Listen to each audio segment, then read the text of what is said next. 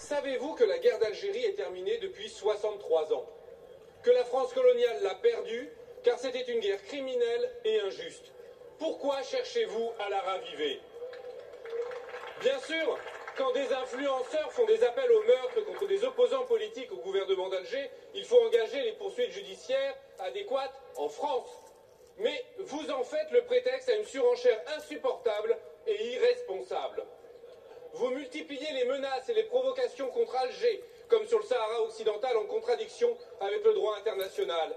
Vous stigmatisez des millions d'Algériens, de binationaux, de Français d'origine algérienne.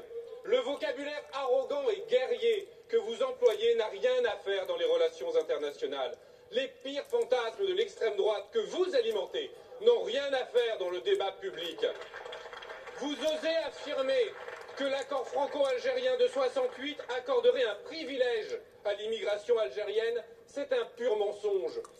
Vous osez parler de rente mémorielle à propos de l'Algérie, comme si c'était un cadeau d'avoir subi 132 ans de colonisation et de souffrance.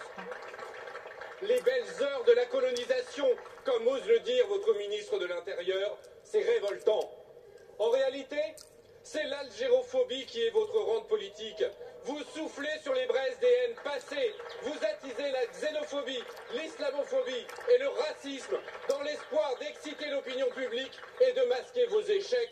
C'est répugnant. Et qui en paye le prix?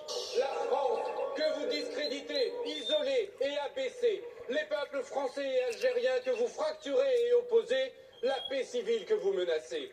Alors quand allez-vous cesser cette folle escalade? Quand allez-vous en finir avec les postures néocoloniales? Quand allez-vous construire enfin avec l'Algérie une relation diplomatique apaisée, fondée sur